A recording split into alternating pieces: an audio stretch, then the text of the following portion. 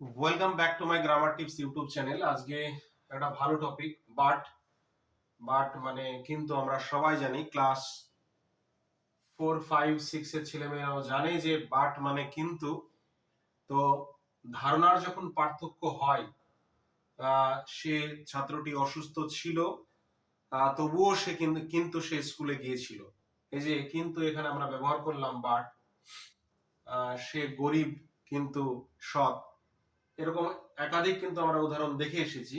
কিন্তু আজকে বাট মানে একটু আমরা ব্যতিক্রম নিয়ম, কিছু কম্পিটেন্সি আছে, কিছু কিছু বাক্য যদি আমরা টেক্সটে দেখতে পাই, বা আমি যদি অন্যভাবে স্ট্যান্ডার্ড ল্যাঙ্গুয়েজে কিছু বলার চেষ্টা করি, হ্যাঁ, অন্যভাবে ট্রান্সলেশন করার চেষ্টা করি, তখন বাট ব্যবহার করেও কিন্তু হতে পারে। দেখবো বাট এই শব্দটির ব্যতিক্রম যে প্রয়োগ। আমরা তো জানি যে বাট একটা কনজাংশন, একটা কোঅর্ডিনেটিং কনজাংশন, যেটা কম্পাউন্ড সেন্টেন্স তৈরি করতে কাজে লাগে। কিন্তু আজকে বাটটা আমরা একাধিক ভাবে ব্যবহার করা শিখবো। একাধিক ভাবে ব্যবহার করা শিখবো। দেখে নিই প্রথমে, এখানে বাট মানে কিন্তু প্রেপোজিশন। বাট আবার যেটা কনজাংশন ছিল, কনজাংশনও কিন্তু একটা মানে পার্ট অফ স্পিচেরই একটা অংশ। তো বাট তো কনজাংশন, জয়নিং জয়নিং তথা কম্পাউন্ড সেন্টেন্সে কাজে লাগে। কিন্তু বাট আবার প্রেপোজিশন কিভাবে হয় সেটা আমরা দেখি। এক্সাম্পলটা দেখি। All had left but me. All had left মানে সবাই কিন্তু চলে গিয়েছিল, বাট মি মানে কিন্তু আমি যাইনি। এখানে এখানে কি বোঝাচ্ছে? এক্সেপ্ট, এক্সেপ্ট বা উইদাউট, এই অর্থে কিন্তু বাটের সেন্সটা এখানে কনজাংশন নয়, এটা প্রেপোজিশন অর্থে, হ্যাঁ, কিন্তু বসছে। জানি প্রেপোজিশন নাউন প্রোনাউনের আগে বসে, তাহলে সেন্সটা কিন্তু এখানে উইদাউট এর মতন করে আছে। এই উদাহরণটা দেখি। আই ক্যান নট বাট গো। আমরা জানি আই ক্যান নট বাট গো মানে আমি না যেয়ে থাকতে পারি না। হ্যাঁ, I can not but it, আমি না খেয়ে থাকতে পারি না। হ্যাঁ, I can not but read, আমি না পড়ে থাকতে পারি না।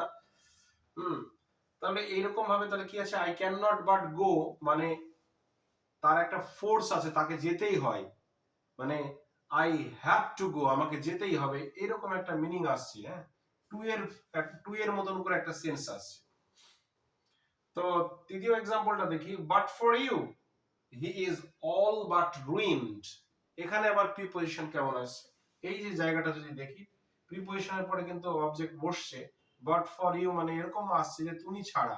তাহলে এই যে এক্সেপ্ট এর মতন করে আসছে, কিন্তু এক্সেপ্ট ছাড়া বিরামে দিত, উইদাউট মানে ছাড়া বিরামে দিত। বাট ফর ইউ তুমি ছাড়া, হি ইজ অল বাট রুইনড, সে প্রায় একদম শেষ হয়ে যেত, হ্যাঁ, ধ্বংস হয়ে যেত, মারা যেত বা ক্ষতি হয়ে যেত।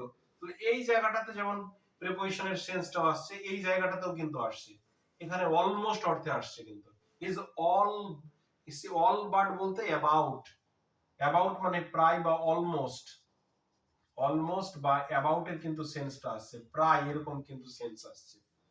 তাহলে বাট শব্দটা যে আমি ছাড়া সবাই কিন্তু চলে গিয়েছিল, আবার এখানে টু এর ফোর্স আসছে, আবার এখানে অলমোস্ট প্রায় মৃত, অলমোস্ট বা অ্যাবাউট টু ডাই এরকম আমরা বলি, এরকম একটা সেন্স আসছে।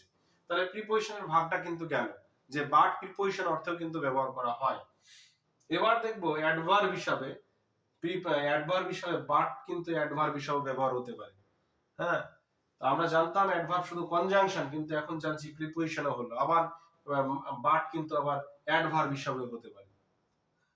এগুলো একটু ধৈর্য ধরে শুনতে হবে এবং বোঝার চেষ্টা করতে হবে, তাই এবং বাস্তবে কিন্তু বাক্য বলার সময় প্রয়োগ করতে হবে, এবং লেখার সময়ও কিন্তু এরকম ট্রান্সলেশন করতে হবে এই বাট শব্দটাকে দিয়ে। তো দেখে নি অ্যাডভার্ব। অ্যাডভার্ব কি আছে? He is he is but a child. শুধুমাত্র এই যে অ্যাডভার্ব হবে না, বাট যেটা ব্যবহার হবে সেটা অনলির একটা সেন্স আসবে, কিন্তু অনলি।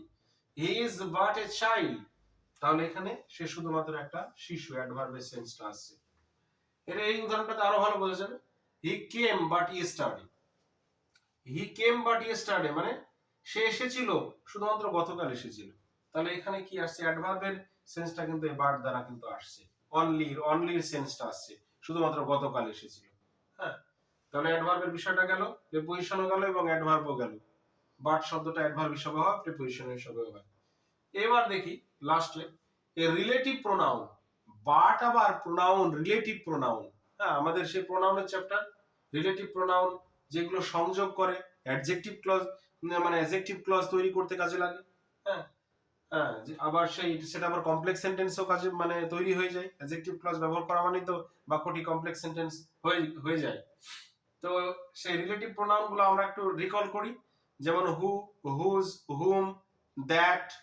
হ্যাঁ, তারপরে হুইচ, এগুলো তো রিলেটিভ প্রোনাউন। তো এই যে বাট শব্দটি, বাট শব্দ কিনা কিনা যে রিলেটিভ প্রোনাউন হিসাবেও হতে পারে। দেখি, there is none but wishes to be happy. যদি এই ব্যবহারটা কেউ না জানে, কিন্তু বাংলা অর্থ কিন্তু উলটপালট করে ফেলবে সে। হ্যাঁ, কি হচ্ছে, there is none but wishes to be happy. সেখানে এমন কেউ নেই যে সে সুখী হতে চায় না। সবাই তো সুখী হতে চায়। যে প্রত্যেকটা মানুষই তো সুখী হতে চায়, তাই বলছে এমন কেউ নেই যে সুখী হতে মানে সে চায় না। এই যে রিলেটিভ প্রোনাউনটা কিন্তু একটু নেগেটিভ সেন্সের বিয়ার করেছে। দেখো, হু নট বা দ্যাট নট, যে বা যারা নয় বা যেগুলি নয় বা যেই হোক না কেন। তো এখানে আবার কি হচ্ছে, তাহলে দেখি, দেয়ার ইজ নান, কোনো মানুষই নয়। বাট বলতে এখানে, বাট বলতে যে প্রোনাউনের সেন্সটা, যে প্রোনাউন, প্রোনাউন তারপরে ভার্ব হয়েছে, এটার মানেটা কি, হু does not wish. Who does not wish, but বলতে হু ডাজ নট উইশ মানে যে চায় না টু বি হ্যাপি, মানে বাংলা অর্থটা এরকমই আসছে, there is none, there is none who does not wish to be happy. মানুষ কেউ নেই যে সুখী হতে চায় না, মানে নেগেটিভ বোঝাচ্ছে, কিন্তু সেন্সটা কিন্তু আর একটু ভাবলে দেখা যায় পজিটিভ, মানে সবাই সুখী হতে চায়। ফান্ডাটা কি, ফান্ডাটা হচ্ছে এই বাট হচ্ছে প্রোনাউনের মতন সেন্স আসছে, সেই সেন্সটা কি, হু ডাজ নট উইশ মানে যে চায় না, যে চায় না। তাহলে কি হচ্ছে, there is none but, there is none but wishes to be happy. কেউ নেই যে সুখী হতে চায় না, মানে কি বোঝাচ্ছে, এই বাটটা কিন্তু প্রোনাউন অর্থে কিন্তু কাজে লাগছে। তাহলে একের পর এক আমরা কিন্তু দেখলাম ভিডিওটির মাধ্যমে, এটা বাটের প্রথম ক্লাস আমি দিলাম, এখনো হয়তো বা দুটো ক্লাস হতে পারে, আমি এক দুই করে এরপরে কিন্তু আবার ক্লাস নেব। তাহলে আমরা বুঝলাম যে বাট আমরা জেনে এসেছিলাম যে শুধু কনজাংশন, কিন্তু না, শুধু কনজাংশন না, বাট কিন্তু প্রেপোজিশন হিসাবে হতে পারে। প্রেপোজিশন দেখলাম যে এখানে যে সবাই চলে গিয়েছে আমি ছাড়া। হ্যাঁ, এই যে বাট অর্থে কিন্তু আমরা বুঝেছিলাম উইদাউট এর সেন্স আসছে। অ্যাডভার্ব যখন হবে, শুধুমাত্র গতকাল এসেছিল, তাহলে বাট বলতে অনলির সেন্সটা আসছিল। আবার যদি প্রোনাউন, আবার মজার বিষয় যে বাট শব্দটা আবার প্রোনাউনও বটে, সেটা হচ্ছে রিলেটিভ প্রোনাউন, যেটা কিন্তু বোঝাবে হু নট বা দ্যাট নট সেন্সটা একটা ক্রিয়েট হবে। হ্যাঁ, তাহলে কি হলো, যেরকম আমরা দেখলাম যে there is none but wishes to be happy. এরকম ভাবে যদি আমি আরেকটা বাক্য বলি, হ্যাঁ, যে there is no, there is no any teacher, there is no any teacher but loves his students। এমন এমন কোন শিক্ষক নাই যে ছাত্রদের ভালোবাসেন। এরকম ভাবে নিজে থেকে বাক্য বলার চেষ্টা করতে হবে, লেখার চেষ্টা করতে হবে। হ্যাঁ, এবং অ্যাপ্লাই করতে হবে রাইটিং লেখার সময়। তাহলে আশা করি কমেন্ট কমেন্টে অবশ্যই জানাবে যে ভিডিওটি কেমন লাগলো, এবং লাইক, কমেন্ট, শেয়ার এরকম ভিডিও পাওয়ার জন্য অবশ্যই করে দেবে। ধন্যবাদ সকলকে।